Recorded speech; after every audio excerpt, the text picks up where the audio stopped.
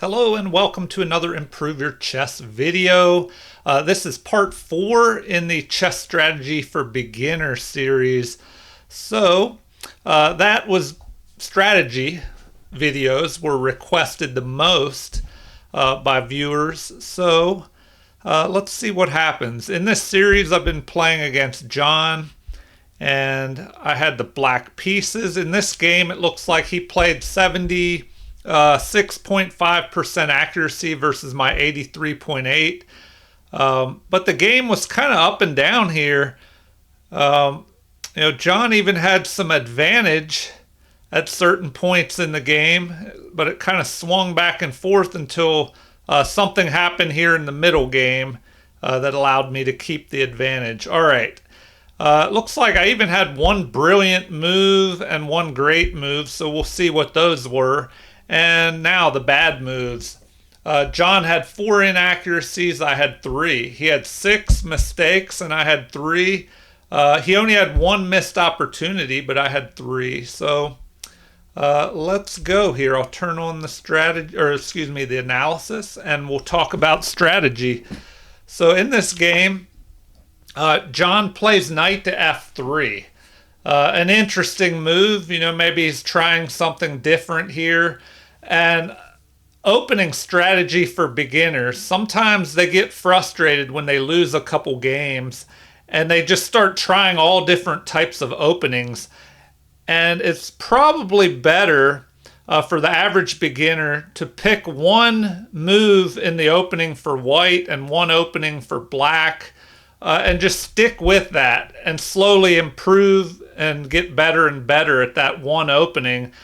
Because if you're switching, to all these different types of opening moves, you're not going to get as good as you would if you focus everything on one opening. So, I would recommend E4, for beginners when they're starting out. Just play that move because it opens the position up more usually. It gives your pieces more room to maneuver, and you'll have to focus on tactics, which is what you need to learn, especially if you're a beginner. So strategy. This knight move is not bad. It covers, develops a piece on the king side, so you get a little closer to castling. It controls the E5 and D4 squares. So I respond with C5 here, fighting for control of the D4 square, and kind of waiting to see what my opponent will do. So he plays D3. Now the computer right away says this is an inaccuracy. Why? Because it's going to block in this bishop. Now, this is normally bad unless you are trying to fianchetto the bishop over here, which is a possibility. So then you could play E4 here and it'll be backed up by this pawn. So it's not the end of the world, but it has reduced white's advantage from about the equivalent of half a pawn down to 1. So in general, it's better to push your pawns 2 squares forward. John could have even pushed here to D4. Then if I capture, he would recapture and have a knight in the center. But continuing on, I play knight to C6, which the computer says is best. Just developing in behind this pawn, helping fight for this D4 square. So now E4 is played. This is an excellent move, although it likes C4 better to keep things even here on the queen side. But this does allow the bishop to develop, gain space in the center, and fights perhaps for this D4 square, because now another strategy you want to watch out for in the opening, especially for beginners, is if I pushed forward here and he captured my D pawn, to keep material even, I'd have to recapture. So, if I moved here, and then he captures, and my queen recaptures, well, he could just develop his knight, chasing my queen away, So I have to waste time retreating, and then he has time to develop another piece. But in the game, I just play d6 here, kind of turning the game into a closed Sicilian, maybe. This says Sicilian defense, old Sicilian variation. All right, so bishop to e3, developing the bishop to, not a bad square, maybe getting ready to push this pawn forward. But d4 immediately is what the computer likes here, because then I could capture, knight could capture. We'd have a series of exchanges possibly in the center, maybe. All right, g6 is being played, and now we have h3. Okay, it says this is a good move, but once again, d4 is better. Why was this move played? Perhaps to keep my bishop from pinning the knight to the queen, but that wouldn't be much of a problem. You could just play bishop to e2, unless, you want a fianchetto. But then even if I capture, I'd be giving up the bishop pair, and the queen could recapture. So, basic strategy, don't give up your bishop pair unless you have a good reason to. Also, it's better to play in the center of the board than on the edge. So this is kind of a wasted move, maybe. All right, so I develop attacking down this long diagonal, helping control squares in the center, aiming at this unprotected pawn. And knight to f3 is played. Although c3, the computer likes that even better, because c3 would help back up a pawn push to d4 here. And if I wanted to, I guess I could give up the bishop pair and break the pawns up, but that would just help white. And because I want a castle over here, it's usually not a good idea to give up this dark squared bishop, because I would be left with dark squared weaknesses around my king. All right, e6, a mistake, the first mistake of the game. Apparently e5 would be better. Why did I play this e6 move? Well, I didn't want the knight to jump into this outpost. If I played e5, the knight could jump in here. But I guess I could try and get rid of it by playing knight to e2. But, after that, the c-pawn could move forward. If I would capture, the c-pawn would capture towards the middle and kind of block up the center. So this wasn't the best move, but and also something to watch out for strategy-wise is try not to block in your bishop behind the pawn. So we see this light squared bishop is blocked by the d3 pawn, and then this e6 pawn is blocking my bishop here from being able to move out this way. All right, the next move we have, finally, d4 is played.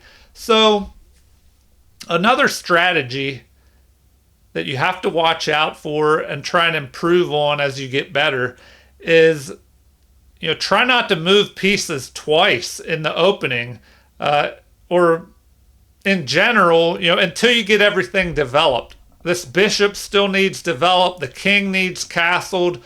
The queen has to move up, maybe to the second rank, and the rooks need connected and maybe brought into the center behind these pawns. And it says this is the best move because it kind of frees up white's position a little bit. But you might as well play this move earlier in the game. If you're going to play up to d4, you could have done it in one move instead of two. Not saying that's a terrible strategy. You can play to d3, but then you should try and build all your pieces up and develop them before you start breaking open the center. All right, so I capture. Another good strategy to remember for beginners is if you can capture towards the center with your pawns, and now I give up a flank pawn, which is less valuable. Why are flank pawns less valuable than central pawns? Because they have less influence on the center of the board. compared to central pawns. And the center of the board is like the prime real estate on the map here. So you definitely want to try and control the center with your pieces, your pawns. So anyway, we have a capture with the knight to keep the bishop pair. So now I play a6. Computer says that's an inaccuracy, but this is a common move that is played in the Sicilian to keep the knights and the bishop out of this b5 square. So I don't think this is a terrible move. The computer didn't like it as much. It's saying that I should have immediately played f6. So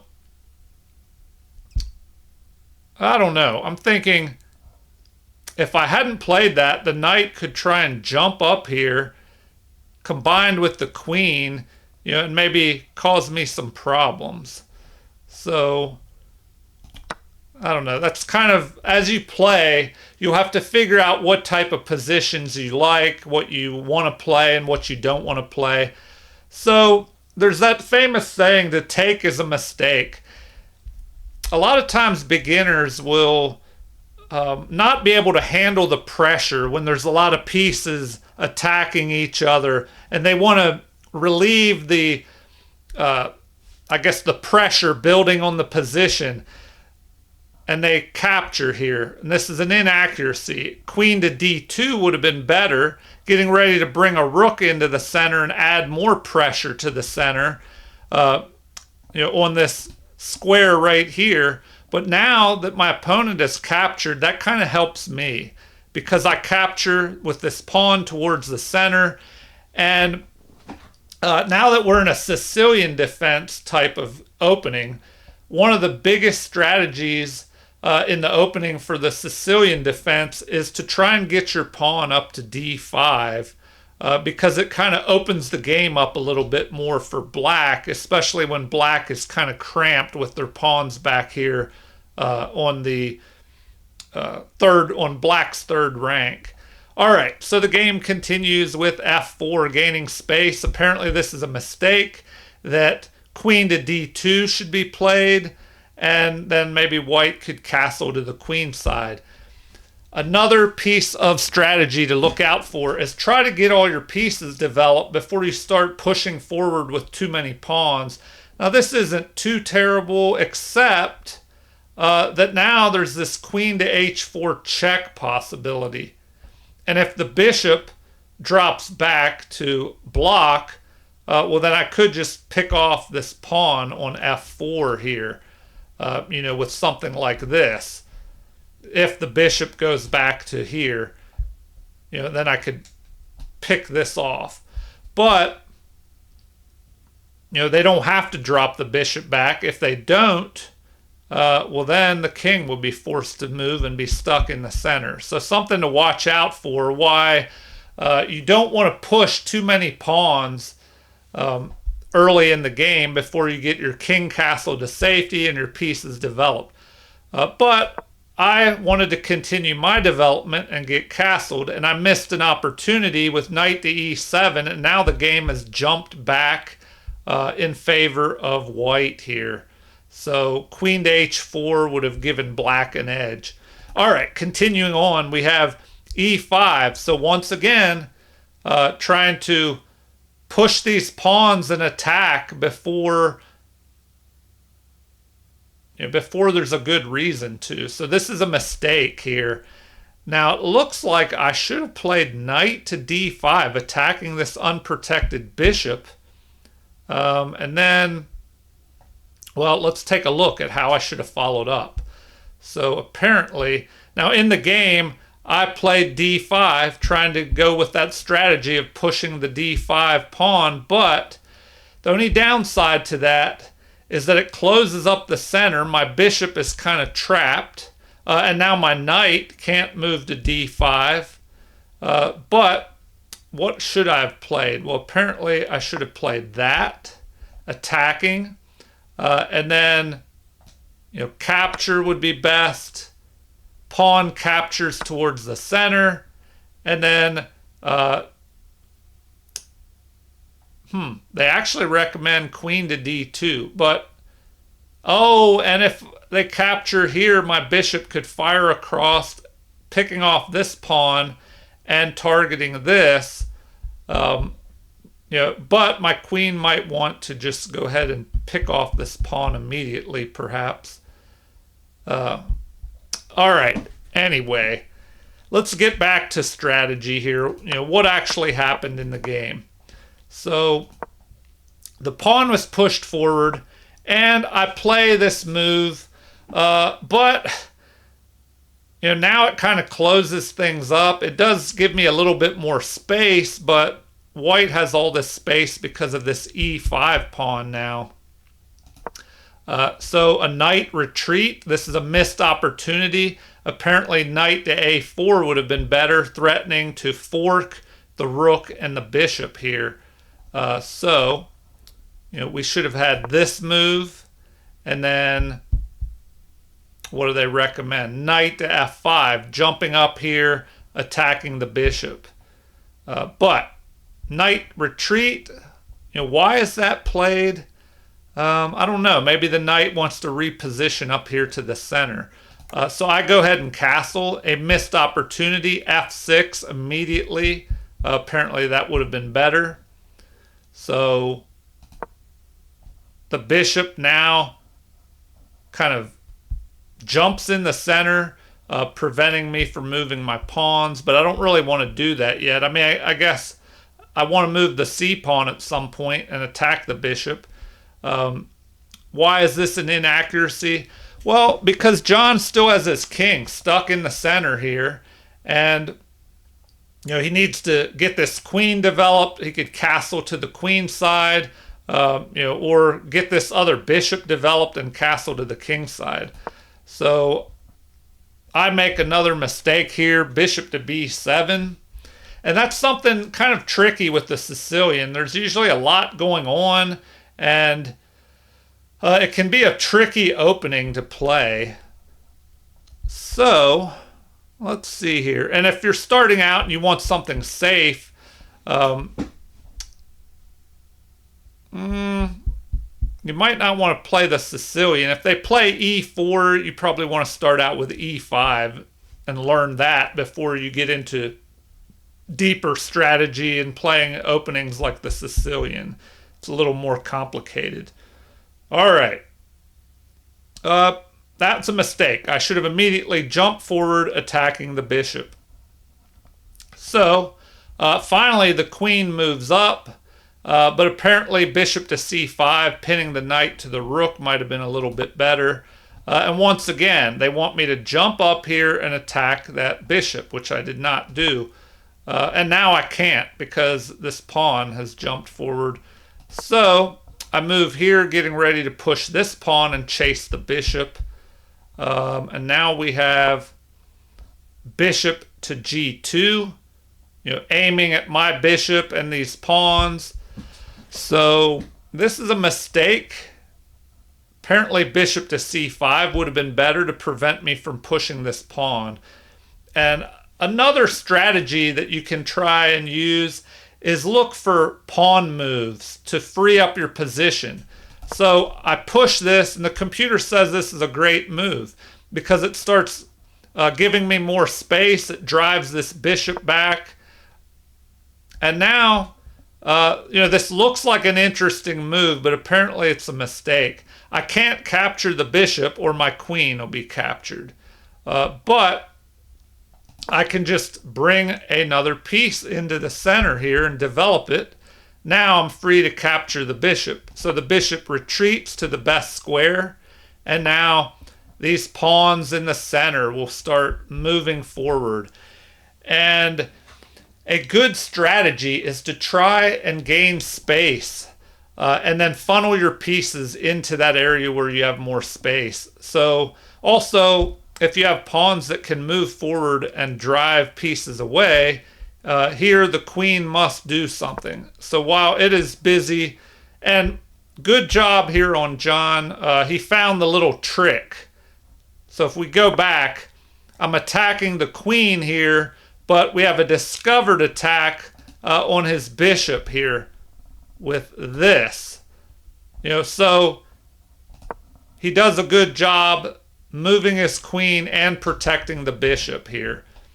All right, so now apparently they want me to play g5, attacking here, because if they capture, then I can capture attacking the queen, and then the queen would have to move and not be able to protect this bishop here.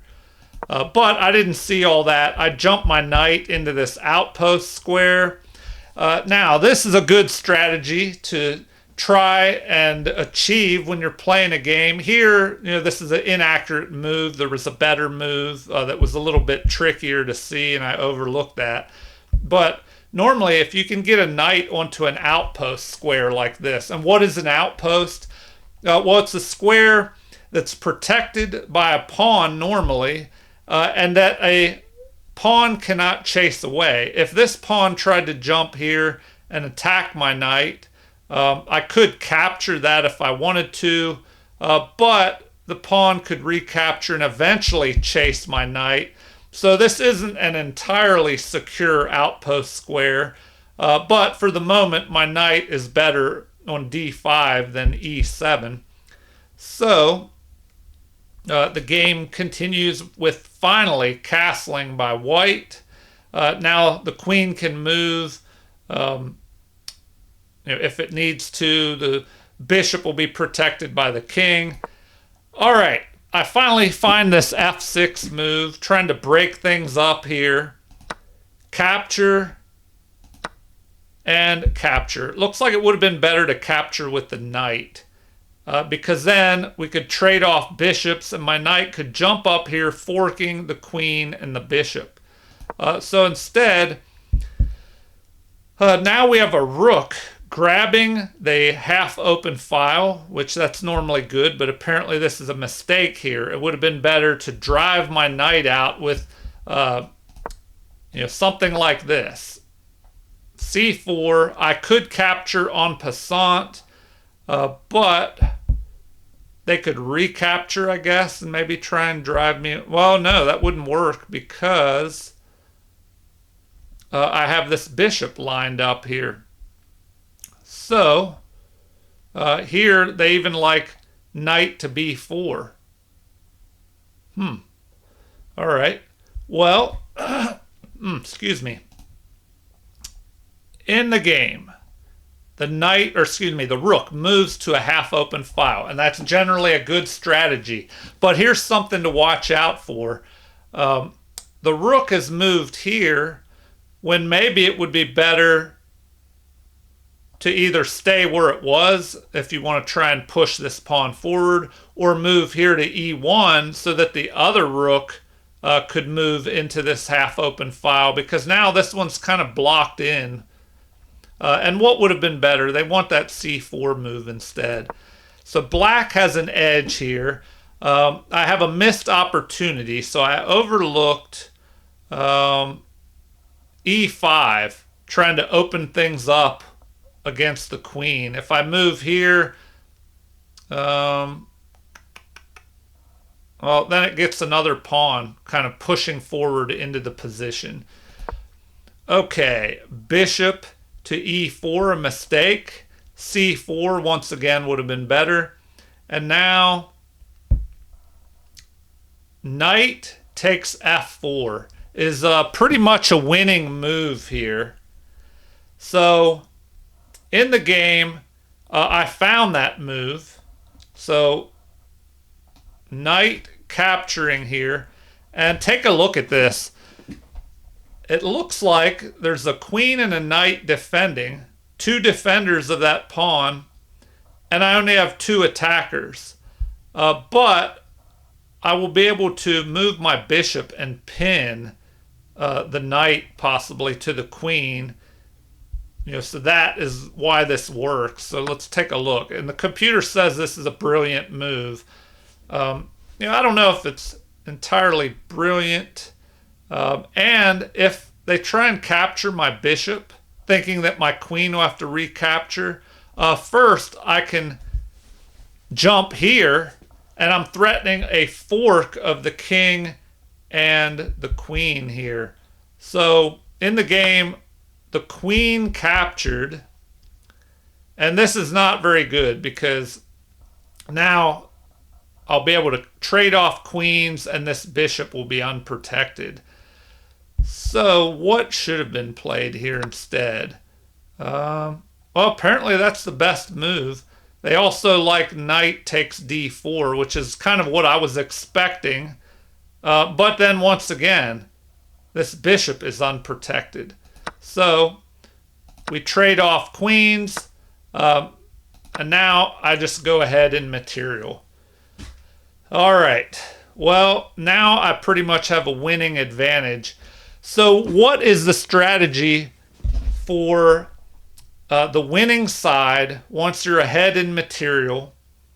So let's look at this. 1, 2. I'm ahead only 1 pawn. But I do have the bishop pair as well, so that's an advantage because now my light squared bishop will be covering all the light squares that they do not have a light squared bishop to counter against my light squared bishop. So what does John play here? He defends this pawn, which I'm possibly threatening to capture. And it looks like c3 was actually preferred here. And now I'm able to pin the knight to the rook here. So the game continues with the bishop trying to protect. But a good strategy is when you have a pinned piece, add more pressure to that pinned piece. So now I'm able to play e5, the best move, adding more pressure to the pinned piece. If the knight retreats, well then I'll be able to pick off the rook. So what does John do here? He tries to counterattack my bishop, but I'm able to go ahead and capture. Apparently it would have been better to capture with the pawn. So that's interesting. But this is still an excellent move. So we trade off. Now I have a pawn majority of 3 pawns versus 2 on the king side here. And now I have this extra bishop. So this is definitely enough to win the game. So the strategy. When you're ahead in material, you want to trade down all the pieces. Get rid of them and use your extra pawns to promote one of them and win the game. Now, because of those extra pawns being a danger, the defending side, the strategy when you're behind in material is to keep your remaining pieces, these rooks, but try and trade off a bunch of pawns.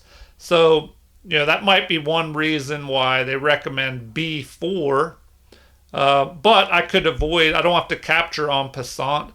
I could just push forward, perhaps. But we continue with rook attacking here. But now I'm able to start doubling my rooks up as we fight for this open file. John goes after the unprotected pawn. And I just push that forward. So this passed pawn is getting closer to the promotion square. And this is a good strategy. If you have a passed pawn, the further it gets up to the board, the harder it is going to be to stop, perhaps, unless it's not protected. So you have to make sure that you can protect that passed pawn. There is an option of maybe going here, knocking out the bishop. Then if I recapture, then they can take the pawn here on f3. So we continue with, maybe that's what he was thinking. Capture here, then I would recapture, and then he could capture the pawn. And you're still behind in material with that trade, but it gets rid of this valuable passed pawn. All right. I just double the rooks, so that's the best move in the position. Now I can capture this pawn and start trading down material. Oh, Excuse me. So now we have the next move. King up to f2, trying to stop the passed pawn and help protect the rooks here. So I capture, snapping up a extra pawn. We have a trade of material. So now if we look at this, this helped me even more because now one less rook for the defender. Now this is a definite mistake here. The best move, apparently they like king to g3. Now you would think they would want to capture this pawn, but I mean, I guess that would allow me to move up here with check, start harassing the king, trapping it. What does the computer recommend here? Let's take a look. Now they're saying rook to a1. Huh. Maybe trying to push some pawns forward. Okay. Well, in the game, yeah, this is not so good here because now I'm able to trade off the last remaining piece. The king has to capture. It allows me to bring my bishop down and protect this pawn. But it looks like it would have been even better to just bring my king forward, because if he attacked my pawn, I could drop to here on e6, or excuse me, e4, and protect the pawn. You know, and then if he, well, he couldn't even move in here to get this because of the pawn here covering that square. So anyway, we'll just play this out and see how it goes. Now I have a protected passed pawn. He tries to trade off pawns, but he should have done that earlier because now, you know, it's not working out so well. And then I just move up here. The strategy is to try and get one of these passed pawns to promote. So, you know, now they're both moving. Capture, capture. Now he's kind of trapped, running out of moves. I go here with a check, and then I'll promote to a queen. And now this move kind of prevents him from escaping forward. He can't even go back here because the queen is covering that. And then the queen is covering all these squares, attacking his pawn. So he moves over. This is the best move to protect the pawn. And now I go here, moving in a little bit closer, kind of cornering the king. So he goes here to protect the pawn. And I just move in a little bit closer. But apparently d2, you know, running the other pawn up and getting another queen would be a little bit faster. So I try and use my queen and my bishop together. And now the king is trapped in a stalemated position. So this can be a strategy to trap the king, put them in a stalemated position where they can't move, but just make sure they have another piece that can. So he moves this, and then I can go in for the mate. All right, well, I hope as I explained what was going on in this game, it helped, you know, and you see different pieces of strategy that you might be able to piece together and play in your own games.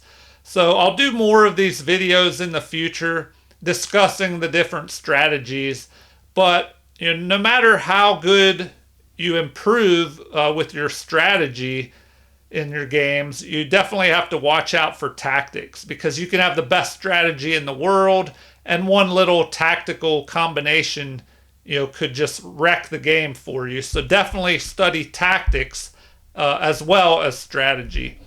All right, well, feel free to leave any comments at any time. Like and support the channel if you haven't already. Thank you for watching, and have a super chess day.